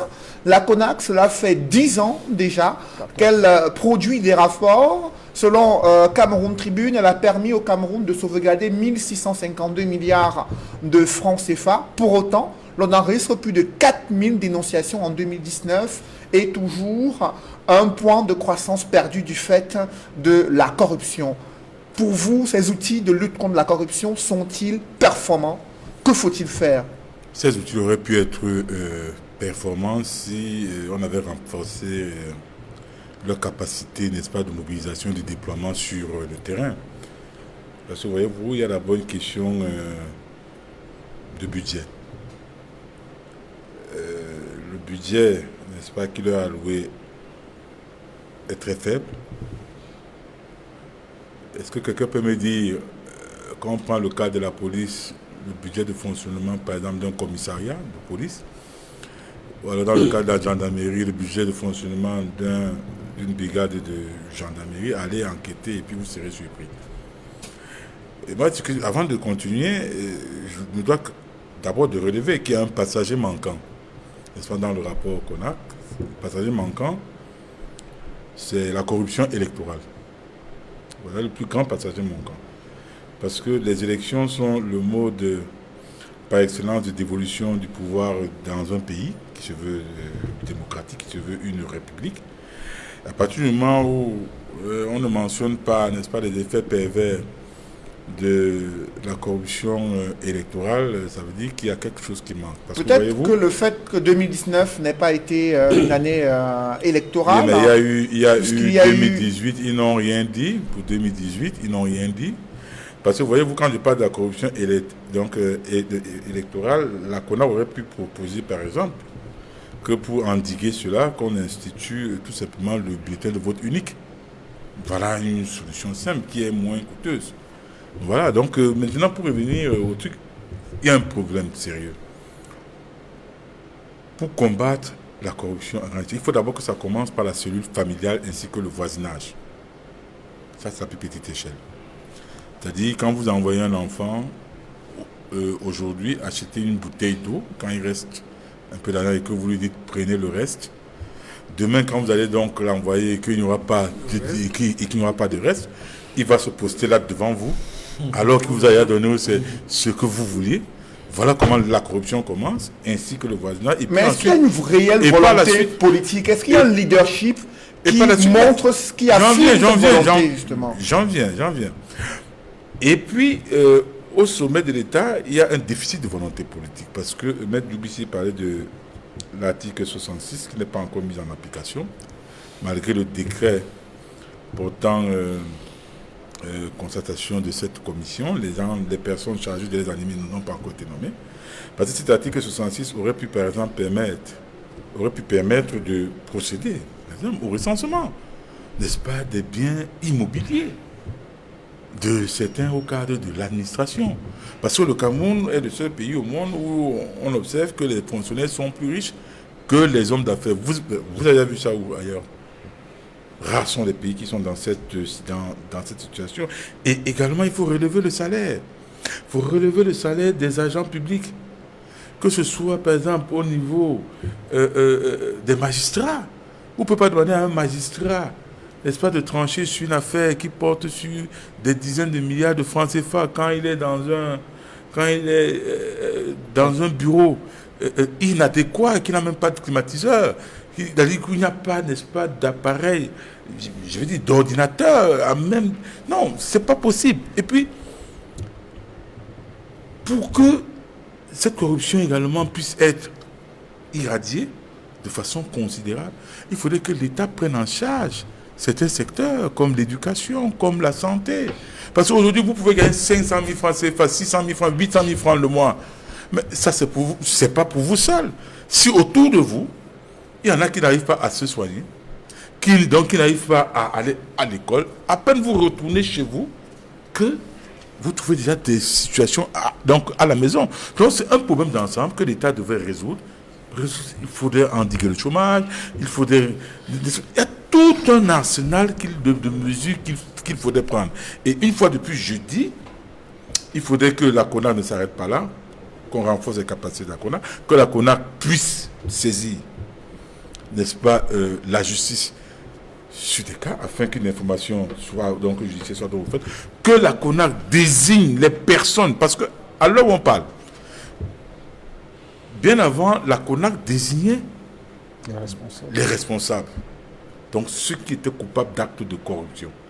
Mais depuis un certain temps, la CONAC ne les désigne plus. Les noms ne sont plus mentionnés dans les rapports.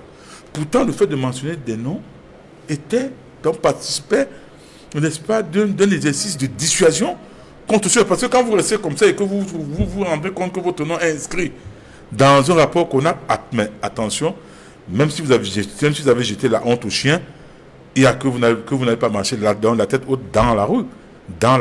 Donc dans la rue, je veux dire. Donc il faut en même temps relever les salaires des agents publics. Ça, c'est extrêmement important. Il faudrait que l'État s'occupe de l'éducation, de la santé, finance, subventionne, un peu comme ça se passe en France. un peu comme ça se passe dans les pays scandinaves, un peu comme ça se passe au Canada. Que l'État prenne, c'est-à-dire que les gens puissent fréquenter gratuitement. Et ce n'est pas l'argent qui manque, monsieur Sédine Noufélé. Prenez le budget de 2021. Quand on vous dit que pour les frais, qu'on a alloué 70 milliards de francs CFA pour les frais de représentation des cérémonies de fêtes officielles pour le compte de l'exercice 2021, alors qu'on est en plein Covid. Mais vous comprenez que ce n'est pas l'argent qui manque.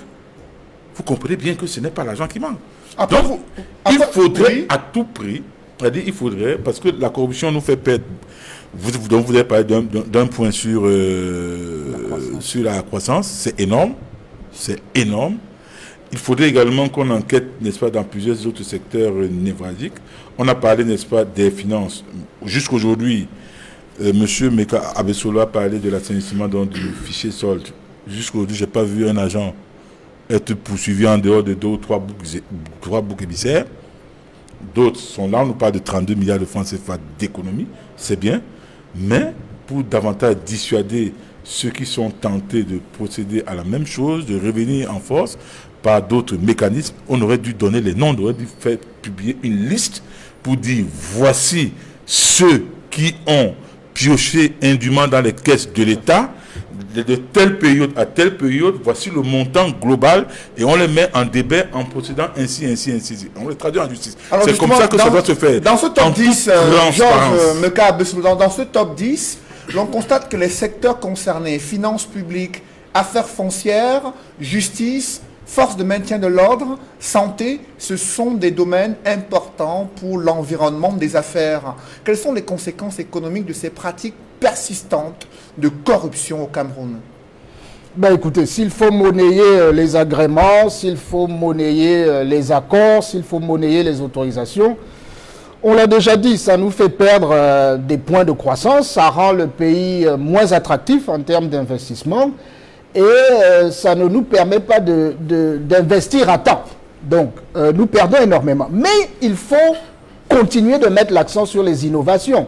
Je vais citer un cas que l'État peut appliquer, qu'on a vu dans d'autres pays. L'État a longtemps fait la sensibilisation, il y a des propositions sur la gestion axée sur les résultats. Dans certains pays, pour obtenir un passeport en 3 jours, vous payez 200 000 francs. Vous évitez la corruption. Et on vous dit de payer 70 000 francs pour le tarif normal. Mais il faut que l'État insiste. Et l'État peut, pour ceux qui veulent avoir le passeport en 3 jours, ils vont payer directement au trésor public. Et l'État gagne. On a vu comment, lorsque l'État a dématérialisé le paiement au niveau des assurances, où la vignette maintenant est perçue par les assurances.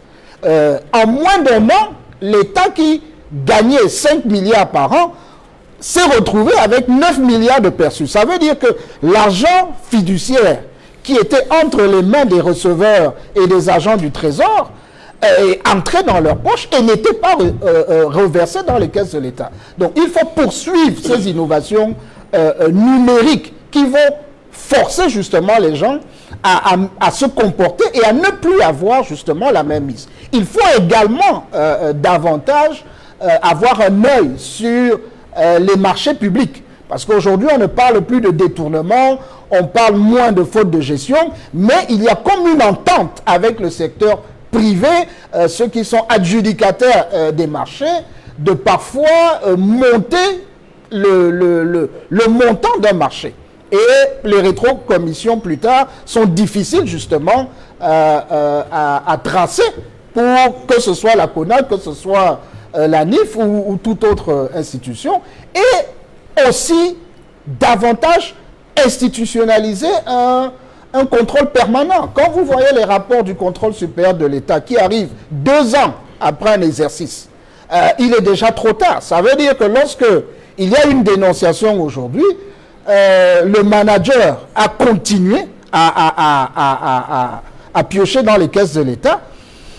Lorsque la sentence arrive, il est déjà trop tard. Et même, pour lui-même, il est difficile, lorsqu'il est mis derrière les barreaux, même pendant l'investigation, de prouver son innocence. Parce qu'il n'a plus accès justement aux documents. Donc, l'institutionnalisation d'un contrôle permanent va également permettre à ce que la corruption à temps soit détectée et évitée. Et permet dans un cadre comme celui-ci, où il y a une rarification des ressources, où on recherche des niches fiscales, la lutte contre la corruption est une niche fiscale si véritablement on y met de notre sien, et tous les Camerounais, bien évidemment, y participent. Ces rapports de la CONAC sont d'abord transmis au chef de l'État, tout comme le contrôle supérieur de l'État n'agit qu'en fonction des instructions du président de la République, Edmond Kambia. Tous les regards sont tournés vers ce leadership dans le cadre de la lutte contre la corruption. Mais pourquoi ces pratiques persistent alors que le chef de l'État donne le sentiment à travers ces différents outils qu'il y a une volonté de lutter contre la corruption, mais dans la pratique, c'est une autre réalité que vivent les Camerounais? Ce qu'il faut dire, c'est que c'est normal que le contrôle supérieur de l'État, comme la CONAC, fasse des rapports. Mais en même temps, au-delà des rapports qu'ils font, ils sont fragilisés et ils sont vulnérables parce que la présidente de la République qui reçoit ces rapports-là ne leur donne pas suffisamment de pouvoir et de compétences pour aller plus loin que le dépôt du rapport. Parce qu'il lui était important que la CONAC ait la possibilité de saisir directement la justice sur des cas précis, avérés, bien ficelés, qu'ils ont sous la main. Mais ils n'ont pas cette compétence, ils n'ont pas cette capacité-là. Il y a aussi une chose qui fragilise la CONAC à l'heure actuelle, la Commission nationale de lutte contre la corruption, c'est que depuis quelques années, nous avons l'impression, sur certains cas précis, qui se sont transformés en instruments de règlement de comptes politiques. Et ce n'est pas bon. On a le cas d'un ancien ministre des marchés publics qui a été pratiquement voué aux gémonies, jeté en pâture, alors que tous les faits concernant cet ancien ministre des marchés publics ne sont pas avérés, comme dans le cas de Congelcam, où on a de bout en bout observé que tout ce qui a été dit relativement à Congelcam n'est pas basé sur des faits réels. Pire, ils se sont même trompés dans les dates au niveau de leurs investigations. Ils sont même allés au-delà de leurs prérogatives pour étaler leurs insuffisances sur le rôle même que doivent jouer les contrôleurs de l'État, les inspecteurs de l'État qui ont fait leur travail et rassurer qu'il n'y a pas de problème à tel ou tel niveau. Eux, ils viennent donner l'impression qu'ils sont plus experts que les contrôleurs de l'État. Et ça aussi, ça pose un problème au niveau de leurs compétences réelles. Donc, je pense qu'il faut renforcer les compétences, l'expertise de ceux que je considère aujourd'hui comme les experts de la CONAC, parce qu'ils ont très peu de véritables experts, puisque lorsqu'on se rend compte que les affaires vont devant les tribunaux, mais ils sont dans une situation très compliquée. Très compliquée. C'est comme si eux-mêmes ne maîtrisaient pas leurs propres attributions. Je voudrais continuer en disant qu'on a mis sur pied beaucoup d'autres instruments dans les mécanismes de lutte contre la corruption. Après que nous avons été le Cameroun champion du monde de la corruption en 98-99, pour montrer notre bonne volonté d'avancer, de sortir de la corruption, on a vu effectivement la CONAC qui a été créée, on a vu l'ANIF, l'Agence nationale d'investigation financière qui a été créée, on a vu comment il y a eu un sursaut, une bonne volonté de mettre sur pied le tribunal criminel spécial, pour lequel j'ai déjà dit ici sur ce plateau qu'il y a un gros problème avec le tribunal criminel spécial, parce que ça fait en sorte que nous ayons une violation de la Constitution.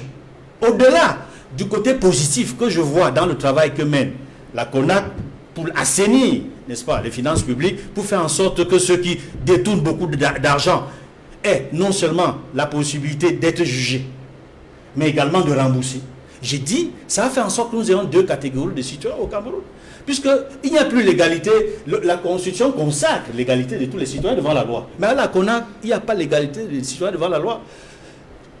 Plus vous détournez l'argent, plus de 50 millions, et vous avez la possibilité de rembourser et être libéré totalement.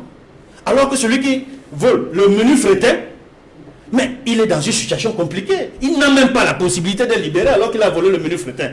Ça fait en sorte que nous ne sommes pas égaux devant la loi. Et c'est un gros problème. J'ai même pensé à une certaine époque, et je continue à le dire, que le tribunal criminel spécial, toutes ses attributions auraient dû être confiées à nos juridictions classiques. Et ça aurait renforcé les pouvoirs de nos magistrats. Aurait fait en sorte que la magistrature camerounaise soit plus crédible, plus indépendante. Et les magistrats, puisque en fait, ils ont la même formation. Ceux qui ont été affectés au tribunal spécial ont la même formation que ceux des tribunaux classiques. Pourquoi faire en sorte que nous ayons des citoyens qui ne sont plus égaux devant la loi et encourager le vol, les détournements massifs des fonds publics? Et je peux vous dire, depuis la création et la mise en place du tribunal spécial, malgré les efforts qui sont faits pour récupérer de l'argent, mais beaucoup de citoyens camerounais continuent à détourner de l'argent. La corruption augmente. Les vols continuent. Ça ne rassure pas. Et cela montre qu'il y a quelque chose à faire. Les chantiers de la canne. Vous savez, il y a beaucoup de dossiers sur lesquels on ne va pas peut-être revenir ici, sur les chantiers de la canne, comme sur beaucoup d'autres dossiers relatifs aux actions qui ont été entreprises par le ministre de la Santé. Il y aurait tellement de choses à dire qui mériteraient non seulement les investigations de la CONAC, mais également l'agence d'investigation financière, mais également d'autres structures qui montreraient que le Cameroun a la ferme volonté de sortir de ces pays les plus corrompus du monde. Parce qu'il faut le dire, depuis 3 ans, entre 2017 et 2020, le Cameroun stagne. S'il ne régresse pas dans ses efforts de lutte contre la corruption, nous sommes toujours sur 180 pays concernés par l'indice de corruption de Transparency International. Nous sommes 152e, 153e. On ne navigue pas positivement vers les pays africains qui sortent du lot. Parce que le Cameroun ne figure même pas, j'allais dire même dans le top 30 des meilleurs pays africains qui se détachent. Parce que quand on cite les pays africains qui luttent contre la corruption, le Cameroun est très loin en arrière. On cite régulièrement les Seychelles, plutôt Botswana, on cite l'île Maurice, on cite le Rwanda, qui est un pays qui, depuis quelques années, a suffisamment démontré sa volonté de lutter contre la corruption, sa volonté d'être un pays modèle en matière de gouvernance en Afrique. Et ça me rappelle comment la plupart des pays africains, y compris les dictateurs que nous connaissons tous, ont applaudi Paul Kagame pour son mandat de la présidence en exercice de l'Union africaine. Lui ont même donné la possibilité de continuer à travailler aux côtés de ceux qui l'ont remplacé à la tête de la présidence de l'Union africaine pour faire avancer les choses. Aujourd'hui, vous avez, on a aujourd'hui en vigueur le traité, l'accord sur la zone de libre-échange qui devrait entrer en vigueur en janvier. Mais c'est un travail qui a été fait par des experts que Kagame avait réunis. Edmond Kambia, justement... C'est dit nous fêler. Oui, vous voulez dire un mot? Oui, c'est dit nous fêler. Il y a un pan que la CONAC ne regarde pas. Lequel? Celui de la dette. La corruption autour de la dette du Cameroun. Oui, il faut le dire. Les emprunts que le Cameroun contracte pour la réalisation de plusieurs infrastructures. Je parlais des chantiers de la canne. On parle depuis de 2000 milliards de francs CFA. Comment est-ce qu'ils peuvent aller enquêter là-bas pour savoir les retours-commissions qu'il y a eu là-bas, la corruption qu'il y a eu là-bas? Je ne parle pas seulement, n'est-ce pas, des chantiers de la canne. Je parle également, n'est-ce pas, il a parlé du ministère de la Santé, le démantèlement des stades qui ont été réquisitionnés dans le cadre de la lutte contre le Covid-19, le stade Mbappé-Lépé, le stade militaire, la Middle Farm Stadium de Limbé et le stade municipal de Boya. On vous parle, n'est-ce pas, de près donc des centaines de millions de francs CFA. Comment est-ce qu'on peut maintenant aller vérifier que effectivement les outils ont été montés sur ces stades quand on a donné l'ordre de les démanteler du fait du CHAN? Autre chose, il faudrait bien qu'on nous dise, n'est-ce pas, pourquoi on attend toujours? Pourquoi on attend toujours 1 an, 2 ans pour rendre ça public? Parce que le plus grand scandale de ce pays, monsieur Cédine Noufélé, c'est la dette. C'est la dette, c'est le service de la dette. Personne ne peut savoir aujourd'hui le montant exact de l'endettement du Cameroun. Le ministre des Finances avait annoncé un audit en fin 2019 pour répondre aux préoccupations du secteur privé. Il a annoncé un audit qui avait été posé au JICAM, mais pas de précision jusqu'à cette heure. Lors de la dernière mission du FMI ici, il y a eu une divergence par rapport à un gap de 1000 milliards de francs CFA. De 1000 milliards de francs CFA. Donc c'est pour vous dire quoi? Il faudrait qu'il y ait un grand choix de la dette, qu'on dise aux Camerounais, voici les dettes que nous avons contractées, voici la liste des créanciers, voici la contrepartie de l'État du Cameroun dans ces différents montages financiers, parce qu'on parlait du foncier. Effectivement, l'Institut John Hopkins a rendu public il y a cela un an et demi, la liste, n'est-ce pas, des pays qui commerçaient, ou du moins qui entretenaient des relations avec la Chine. Et on avait fait part de ce que le Cameroun avait concédé 105 000 hectares de terre aux Chinois. 105 000 hectares, donc plus d'1 milliard de mètres carrés. Aucun Camerounais, en dehors de ceux qui nous gouvernent, ou alors ceux qui étaient dans ces opérations, ne peut nous dire les emplacements géographiques de cette terre concédée. Les explications, Ça va pour... il y avait des explications officielles, hein, que c'était les structures d'une multinationale, EVCAM, ou l'une des structures installées au Cameroun qui avait concédé ces terres aux Chinois. Ce n'était pas de nouvelles terres qui leur avaient été données. Mais au-delà de cette pourquoi on ne rend pas public? Attendez, pourquoi on ne rend pas public? Jean-Robert Wafo, pour qu'on puisse avancer dans cette émission, le Cameroun est aussi préoccupé, Edmond Kamdia, par la situation au niveau des frontières, notamment avec la République centrafricaine.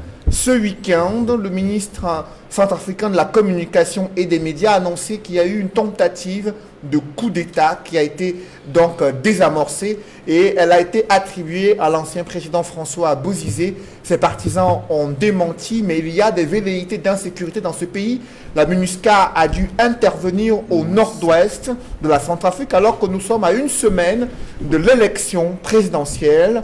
Quel regard portez-vous sur cette situation de fragilité dans ce pays en Afrique centrale? Oui, il faut le dire, la situation en Centrafrique reste fragile malgré les efforts menés ces dernières années par le président en exercice, le président sortant, Ange Faustin Touadéra. Faustin Archange Touadéra. On a vu comment il a pu mettre sur pied un gouvernement d'union nationale avec des responsables des groupes armés. Il y a eu une sorte d'accalmie, mais il y a certains groupes armés qui ont refusé de faire partie de cet accord de paix qui avait été scellé sur l'égide de l'Union africaine. Maintenant, sur la situation sécuritaire au niveau des frontières, en réalité, cela ne nous surprend pas du tout. Cela ne surprend pas d'autant que nous n'avons pas compris, malgré la volonté d'ouverture du président Touadéra, pourquoi est-ce qu'il a permis, n'est-ce pas, à cet ancien président de revenir au pays. Parce qu'il aurait pu revenir sur la base d'un accord. Il aurait pu venir sur la base, n'est-ce pas, d'un consensus avec l'ensemble des partenaires internationaux qui travaillent pour qu'il y ait une paix durable et définitive en Centrafrique. Je crois qu'il a voulu montrer sa volonté d'ouverture, mais on voit très bien que la suspicion et les informations qui circulent sur le rôle qu'aurait joué, n'est-ce pas, cet ancien président par rapport à la situation précaire actuellement en Centrafrique sont plus ou moins fondées. Et je comprends pourquoi, au niveau des candidatures qui avaient été annoncées et pour laquelle le Conseil constitutionnel ou la Cour constitutionnelle en Centrafrique a dû écarter ou rejeter la candidature de cet ancien président, c'est parce que cet ancien président centrafricain a beaucoup de dossiers contre lui, non seulement dans son pays, mais à l'international. Et aujourd'hui, on voit bien que cet ancien président a souhaité que l'ensemble de l'opposition se réunisse auprès de lui. Et il est même arrivé en ce moment, il soutient, n'est-ce pas, le chef de l'opposition. La question qui peut se poser aujourd'hui, est-ce qu'avec les informations récentes sur la paix qui est en péril en Centrafrique, est-ce que le soutien qu'apporte, n'est-ce pas, cet ancien président au chef de l'opposition est de bon augure par rapport aux élections présidentielles du 27 décembre prochain? Une autre question de savoir, est-ce que d'ici l'élection présidentielle prochaine, la situation sécuritaire sera rétablie de manière à ce que les élections se déroulent dans les meilleures conditions? Ce que nous souhaitons, c'est que la MINUSCA et l'ensemble des partenaires bilatéraux et multilatéraux de la Centrafrique puissent soutenir le gouvernement en place en Centrafrique pour que les élections puissent se dérouler dans les meilleures conditions de régularité, de transparence et de démocratie, pour que le meilleur candidat puisse gagner. Si c'est le président sortant qui brigue un second mandat, qui obtient la majorité, que ce soit au premier tour ou au deuxième tour, que ce soit lui qui gagne les élections. Mais si c'est le responsable. Si c'est un des candidats de l'opposition qui l'emporte, que celui-là emporte. Mais le plus important, c'est de préserver la paix et la stabilité en Centrafrique. Mesdames, Messieurs, c'est la fin de cette émission. Merci à vous, Jean-Robert Wafo, Georges Meka Besselo et Fidèle Ndjoubissi d'être venus sur ce plateau. Merci également à vous, mon cher voisin qui est avec nous, Raphaël Ndungu et Edmond Kambia, d'être venus sur le plateau de Droit de Réponse. Mesdames, Messieurs, c'est la fin de cette émission. Merci de l'avoir suivi et merci de rester sur Equinox Télévision.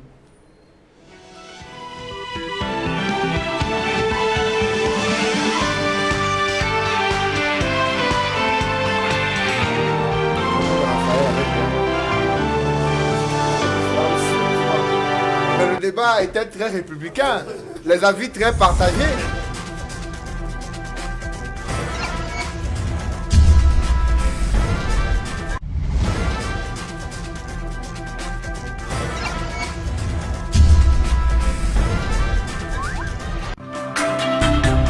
De lundi à vendredi sur Equinox Télévision.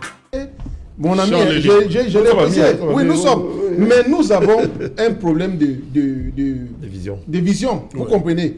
Et il me donne chaque fois l'opportunité de lui contrecarrer. Dans un Cameroun qui ne finit pas de bouger, dans un Cameroun qui se complexifie et sans parti pris, ils sont hommes politiques, hommes de science. Nous, on condamne, n'est-ce pas, avec toute l'énergie, l'assassinat, n'est-ce pas, de ces personnes. Ou même l'assassinat d'un militaire, ou même d'un ambassadeur. Oui, vous comprenez. Vous comprenez. Comme le maire de... Oui, we condemn. Nobody wants anybody to die. Merci beaucoup. So, but what I want us to note this evening is that I made it clear that maybe the top of the military, they can understand international humanitarian law. Ils vous donnent rendez-vous tous les soirs pour mieux comprendre les enjeux de l'heure. Equinox Soir, c'est 2 heures de décryptage quotidien et en direct de l'actualité. Equinox Soir, c'est 4 invités, une thématique, un modérateur. C'est Jalan Otou sur Equinox Télévision.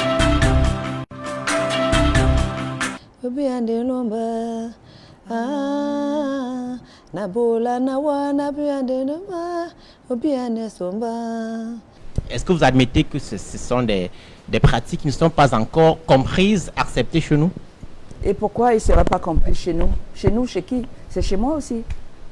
Il faut qu'on comprenne une chose. Un enfant est un cadeau du ciel. Eh bien, je dois dire que s'il y a quelque chose qui m'a marqué quand même pendant ces mois, c'est ça. Donc, septembre, j'étais à Paris pour la sortie du roman. Mais je crois que des gens m'ont vu à l'œuvre, donc je peux parler de ce que j'ai fait. Il y avait la pression, évidemment. Il y avait des appels de tel ou tel ministre, mais en tant que rédacteur en chef, j'apportais, n'est-ce pas, je prenais des décisions.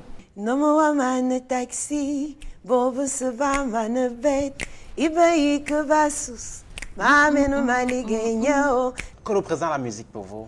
La musique, c'est une hygiène de vie, c'est un exutoire pour moi.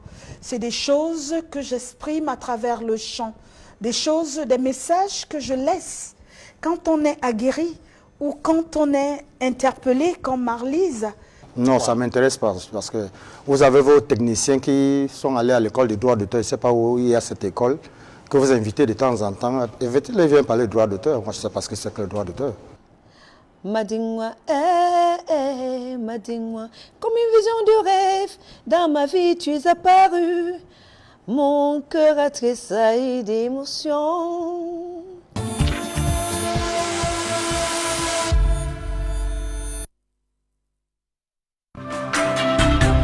De lundi à vendredi sur Equinox Télévision. Depuis quelques 2 ou 3 ans déjà, sur l'existence ou non du président de la République, sa mort ou sa vie, etc. etc. Est-ce que cette fille avait prémédité son acte? Est-ce qu'elle avait décidé de le poignarder? Parce qu'il y a une différence entre un meurtre et un assassinat. Est-ce que c'était prévu? Vous avez un problème au niveau des néos. Vous faites pratiquement 1 mois sans que le problème soit résolu. Vous vous plaignez dans toutes les directions, dans tous les services concernés. On vous dit qu'on a envoyé dans tel service, dans tel service, dans tel service. Donc, les populations vivent ça de jour en jour. Mais voilà ce cas qui traîne. Pourquoi ça traîne? Je pense qu'il faut véritablement peut-être aussi approcher le ministre de la Santé pour comprendre exactement ce qui se passe, pourquoi ce site-là